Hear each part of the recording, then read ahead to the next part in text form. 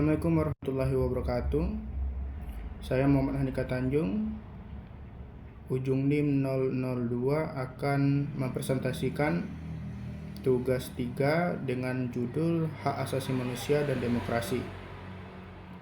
Dimulai dari pengertian hak asasi manusia adalah hak dasar yang melekat pada setiap individu sejak mereka lahir dan dianugerahi oleh Tuhan Yang Maha Esa.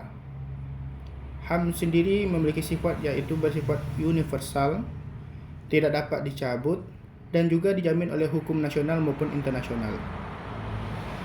Ciri-ciri hak asasi manusia antara lain sebagai berikut. Yang pertama adalah universal atau berlaku bagi seluruh manusia tanpa terkecuali, tidak mengenal ras, suku, agama, maupun gender. Yang kedua adalah tidak dapat dicabut atau tidak bisa dihilangkan oleh siapapun, baik itu individu sendiri maupun oleh pemerintah. Tiga adalah melekat sejak lahir, yaitu dimiliki oleh setiap individu sejak mereka dilahirkan ke dunia. Keempat adalah bersifat fundamental, dan kelima adalah dijamin oleh hukum. Jenis-jenis HAM antara lain yaitu hak sipil dan politik. Sebagai contoh adalah hak untuk hidup, hak untuk kebebasan berpendapat, hak memilih di dalam pemilu. Yang kedua adalah hak ekonomi, sosial, dan budaya seperti hak pendidikan, hak pekerjaan, dan hak atas kesehatan. Selanjutnya adalah demokrasi. Demokrasi sendiri adalah suatu sistem pemerintahan yang dimana kekuasaan tertingginya berada di tangan rakyat. Demokrasi sendiri berasal dari dua kata yaitu demos dan juga kratos. Demos sendiri berasal dari bahasa Yunani yang artinya rakyat, sedangkan kratos artinya kekuasaan. Jadi, menurut bahasa, demokrasi adalah kekuasaan oleh rakyat. Di dalam demokrasi terdapat prinsip-prinsip utama. Yang pertama adalah kedaulatan rakyat, yaitu kekuasaan tertinggi berada di tangan rakyat. Yang kedua adalah kebebasan berpendapat, yaitu setiap individu bebas mengemukakan pendapatnya. Yang ketiga adalah persamaan hak, yaitu semua warga negara memiliki hak yang sama di depan hukum.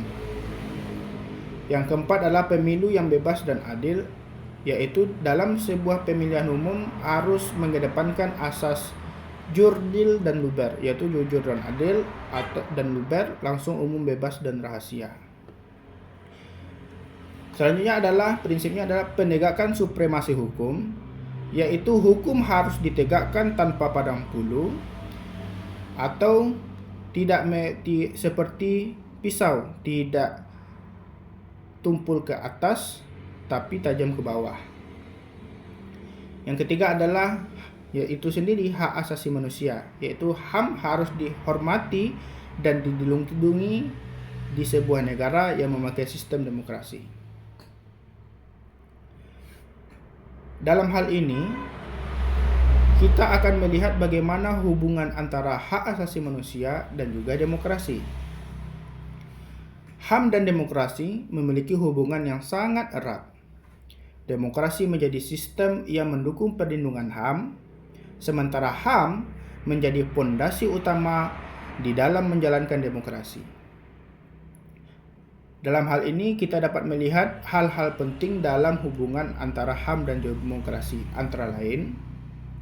Yang pertama adalah demokrasi menjadi sebagai penjamin hak-hak atas dasar rakyat, seperti kebebasan berbicara, kebebasan berkumpul, kebebasan memilih, kebebasan dalam menganut agama dan kepercayaan masing-masing.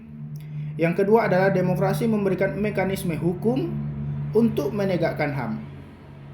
Yang ketiga adalah HAM mencegah penyalahgunaan kekuasaan dalam sistem demokrasi. Yang keempat adalah pemerintahan yang demokratis harus memastikan kesejahteraan rakyat sebagai bagian dari pemenuhan HAM. Selanjutnya adalah kita dapat melihat bagaimana HAM dan demokrasi diimplementasikan di dalam sistem demokrasi di Indonesia. Indonesia sebagai negara demokrasi harus menjamin HAM melalui beberapa peraturan. Antara lain, yang pertama adalah Undang-Undang Dasar 1945 pasal 28A sampai 28J yang mengatur tentang hak-hak dasar sebagai warga negara. Yang kedua adalah Undang-Undang Nomor 39 Tahun 1999 tentang hak asasi manusia. Dan yang ketiga adalah dibentuknya lembaga Komnas HAM sebagai lembaga yang berperan dalam penegakan HAM. Di sisi lain, di dalam implementasi HAM di dalam sistem demokrasi terdapat beberapa tantangan yang perlu kita cermati. Meskipun Indonesia telah menerapkan demokrasi dan perlindungan HAM, namun tetap saja masih ada tantangan yang perlu kita hadapi dan juga cermati di dalam pelaksanaannya. Seperti yang pertama yaitu pelanggaran HAM, yaitu seperti diskriminasi dan kekerasan. Yang kedua adalah korupsi di dalam pemerintahan yang menghambat keadilan sosial. Yang ketiga adalah kurangnya kesadaran masyarakat terhadap pentingnya HAM dan demokrasi. Dan yang keempat adalah manipulasi politik di dalam pemilu yang merugikan rakyat. Sebagai anak muda, kita perlu berkontribusi lebih terhadap penegakan HAM dan demokrasi. Beberapa kontribusi yang dapat kita berikan sebagai anak muda dalam penegakan HAM dan demokrasi antara lain: 1. Meningkatkan kesadaran dengan menyebarkan informasi tentang HAM dan demokrasi melalui media sosial, seminar, dan diskusi politik. Selanjutnya adalah menggunakan hak pilih dengan bijak, yaitu berpartisipasi di dalam pemilu dan mendukung calon pemimpin yang berkomitmen untuk penegakan HAM dan demokrasi. Yang ketiga adalah mengkritisi kebijakan pemerintah yang bertentangan dengan asas demokrasi dan juga asas HAM. Yang kelima adalah aktif di dalam organisasi sosial maupun politik yang berfokus kepada penegakan HAM dan demokrasi. Melakukan aksi-aksi sosial dengan kelompok-kelompok yang mendukung terhadap HAM dan demokrasi, dan juga membantu pendidikan HAM, yaitu dengan mengajarkan nilai-nilai HAM kepada masyarakat agar lebih memahami pentingnya hak dan kewajiban mereka di dalam demokrasi.